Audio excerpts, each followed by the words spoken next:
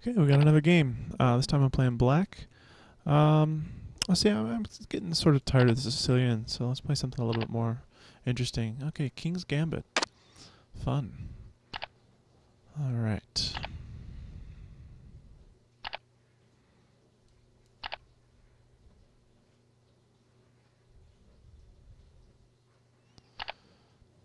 Hmm.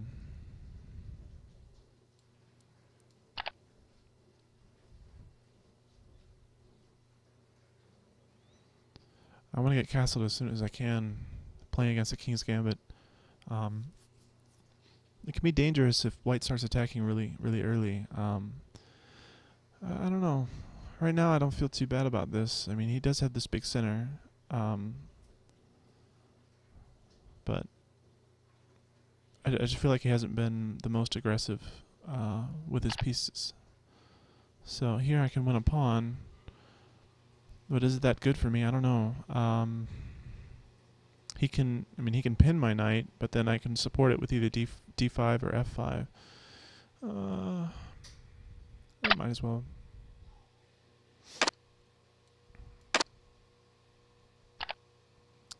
I guess, I mean, the point is, as far as I'm concerned, is that, like, he can't attack my knight with a pawn. Like, both of these pawns are gone from this back here. So just continue to support my knight here, and then I'm gonna castle. Yeah. Okay. So now, if I move my rook over here, I have some threats. So let's. This is interesting. I could move my knight here, and that threatens to take his queen and move my rook over. So that's pretty serious, I would think. But then I've got my bishop hanging and my knight hanging after queen here. So it's I'd have to really look at it before I want to play that. What to do? It's tempting. It's tempting. I think I'll just play this move first.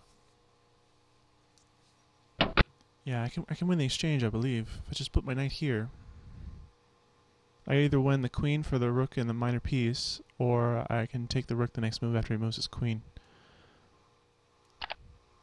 Let's do it that way. So the rook discovery here is valuable even when the king's off that file. And one thing I still got to be aware of, my bishop is hanging here, so got to be a little bit careful. I wonder, yeah, if he's careful with where he moves his queen, I might,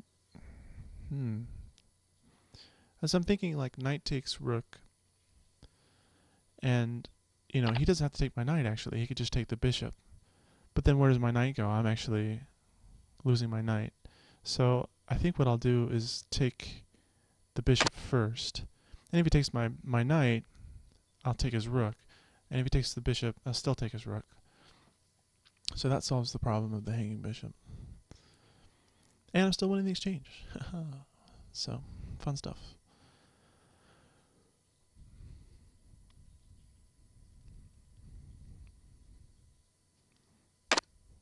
Okay. So, he's got all his pieces over here aiming at my king, so this is a reason to be a little bit nervous. I think what I'll do... What should I do? Maybe I'll prepare to bring my knight over here to help defend.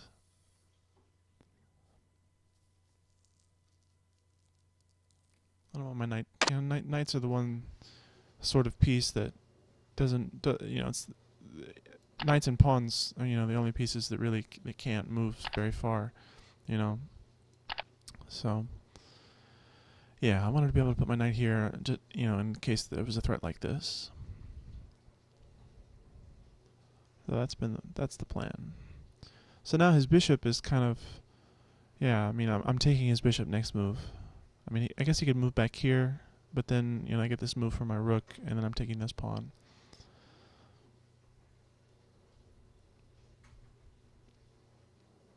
Yeah, this bishop is dead. So there goes one attacker. That's good news.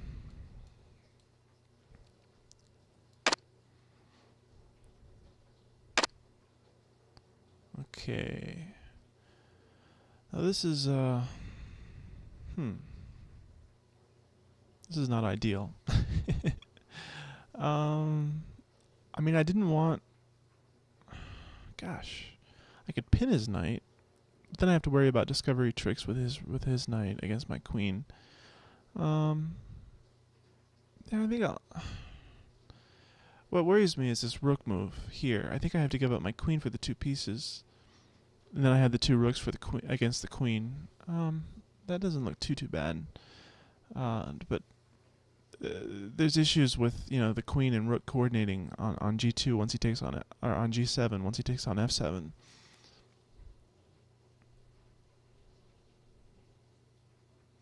I don't see how else to defend here. I can't threaten his queen. There are no checks. Oh, just give up the exchange. So why not? Simplify a little bit. I have more pawns than he does, I think. Yeah, well, no, it's equal, actually. But, I don't know. Just give up the exchange. That stops his attack. Maybe with my rook back in the game, things will get a little easier. So now that, like, the material, like, quality is about equal. His rook's on a good file, my rook's on a good file. His queen's active, my queen will be active here pretty soon. And there's no issues, like, with the thing. So I'm at least equal here.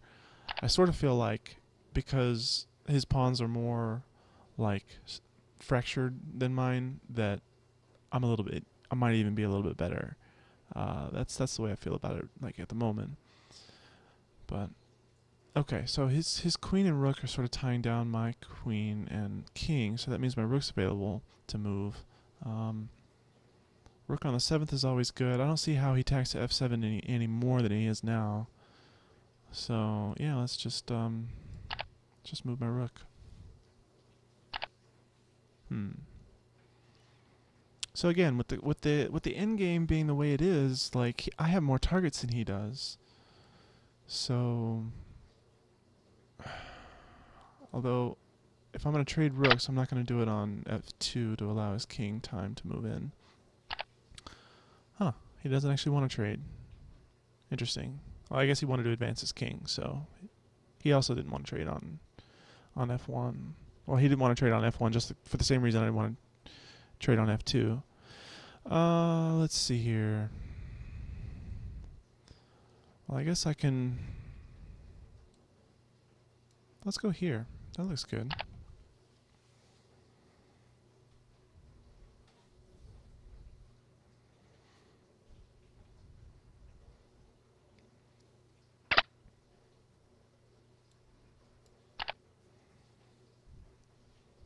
I'm glad I had that move. Yeah, and he might be thinking about taking this pawn, but I wouldn't if I were him. Like, that's sort of like, oh wow, okay. So that gives me sort of a free move to start like an attack, pretty much. I guess his king advances, and then my rook. Oh, okay. All right. Well, let's. Gosh, yeah, back rank issues now because I can't. I mean, in order to defend this check, I would have to actually move my queen back here. Let's give my king some breathing room, and then maybe I'll continue attacking. Maybe he'll take another pawn and get greedy. Okay, so now he's taking another pawn. Watch your time. Okay, here we go. See what happens.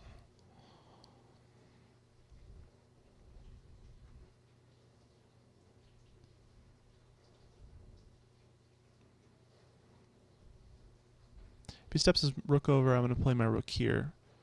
Because this pawn's pinned and not protecting this pawn. Well,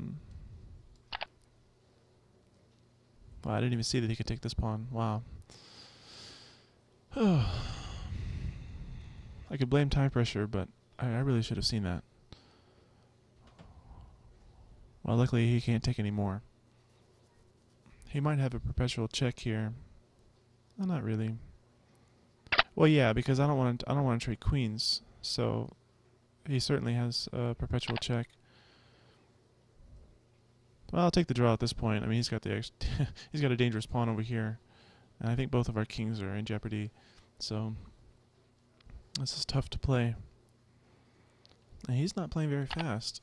I might have a chance here just on time.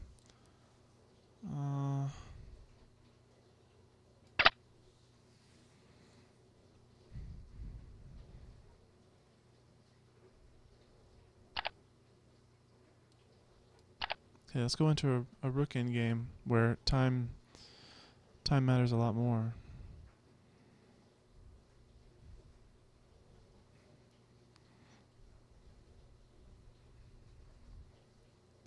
So, at this point, I'm just playing the clock. I mean, if I can just avoid getting checkmated, which is my goal for trading queens, I can probably just work the clock to the point where I'm going to win on time. So, I mean, if he can beat me in 16, 14, you know, if he can beat me that quickly, I would be impressed. Okay. So let's see what he does.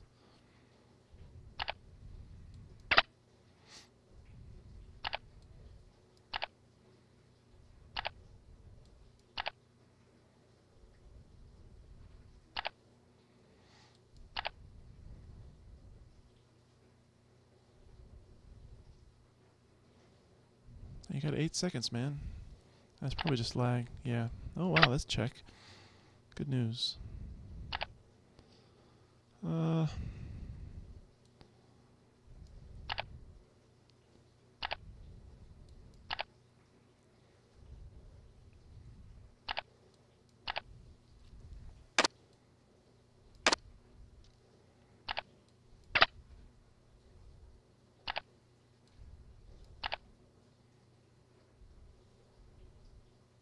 Yeah, I mean, certainly this is lost for me, but I have way more time. Then again, this increment business, and combined with the lag is frustrating. I play 5-2 now just because it gives more like commentary time to have these extra 2 seconds. You know, every move, but it actually does make time less of an issue in the end game, because as long as he moves every 2 seconds. Oh, okay, weird. I guess he lagged out completely and was disconnected. Okay, well, jeez, that wasn't. I don't know. That wasn't that satisfying, honestly. So, but yeah, white is definitely winning. You know, this whole end game. It's just as difficult to do in 15 seconds, and that's sort of what I was going for.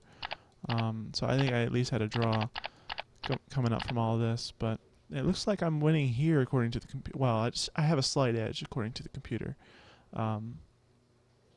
So the move here was to, looks like Queen C7 check. He plays G3, and then I played G6.